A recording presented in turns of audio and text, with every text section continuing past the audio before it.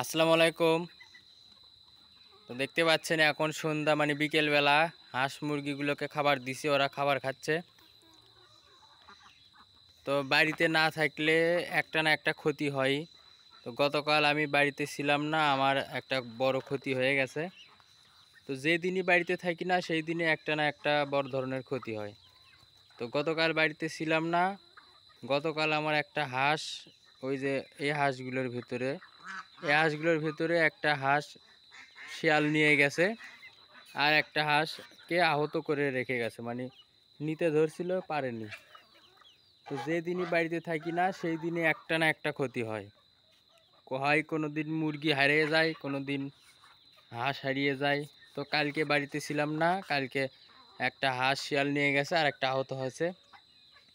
আর এদিকে চীনা হাঁসগুলো মোটামুটি মানে বড় হয়ে গেছে আর কি, বড় হচ্ছে ওরা। তো ওদের একটা ঘটনা দেখলাম, ওরা খুব মশা মাছি খায়। তো ভাবতেছি ওদেরকে গরুর ঘরে রাখলে ভালো হবে, মানে গরুর গায়ে আর মশা মাছি লাগবে না। তো ওরা মশা মাছি খুব খায়।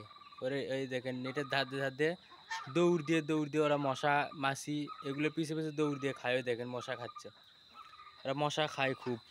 আর এদিকে আমার রাজহাঁসগুলো, আর এই তো রাজহাঁসের রাজা, এটা হলো রাজা। তো এরা ইনশাল্লাহ অল্প কয়েকদিন ভেতরে ডিমে চলে আসবে। মিটিং করতেছে এখন, ডিম পারবে। তো ডিম পারলে সে আপডেট আপনারা পাবেন।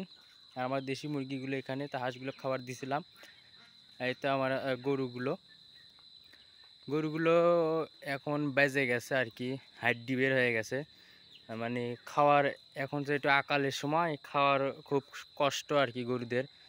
দেখেন ডরার ভিতরে কিছু নাই, ফাঁকা। তো এখন পলও সংকট, মানে পল নাই, অল্প একটু পল আছে, ওই যে ওখানে পল অল্প একটু আছে, পল নাই, ঘাস নাই। মানে খুব একটা কষ্টের ভেতরে জীবনযাপন করতেছে এরা, কোনো রকমে বেঁচে রাখছি আর কি। তারপরে ধান কাটা হলে পরে আল্লাহর রহমতে ভালোভাবে খাওয়া দেওয়া যাবে, তখন ঘাসও হবে, পলও হবে, সব হবে। তো এই মুহূর্তে আমার জমির ঘাসও শেষ হয়ে গেছে আর পলও শেষের মধ্যে, যার কারণে ওদেরকে ভালো মতো খেতে দিতে পারতেছি না। শুধু দানাদার দিয়ে কি আর হয়? আর আমার অত টাকাও তো নাই যে বেশি করে দানাদার খাবার দেব। যেটুকু আমার সামর্থ্য তার উপরে আমি খাওয়াই আমার এই পশু পাখিগুলোকে। তো অত বেশি পরিমাণে খাওয়াতে পারি না, কারণ আমার অত তো মূলধন নাই আর কি।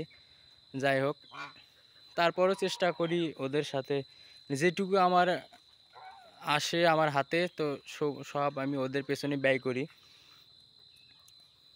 তো হাঁসগুলোকে খাবার দিলাম। এখন আমার ছাগলগুলো জমিতে আছে, এখনও যাইনি আনতে, তো ওদেরকে আনতে যাব। তার জন্য ভিডিওটা আর লম্বা করতে পারলাম না, সন্ধ্যা লেগে গেছে, আবার শিয়াল বের হবে। তো আজকে এই পর্যন্তই, সবাই ভালো থাকবেন, সুস্থ থাকবেন। আসসালামু আলাইকুম ওয়া রাহমাতুল্লাহি ওয়া বারাকাতুহু।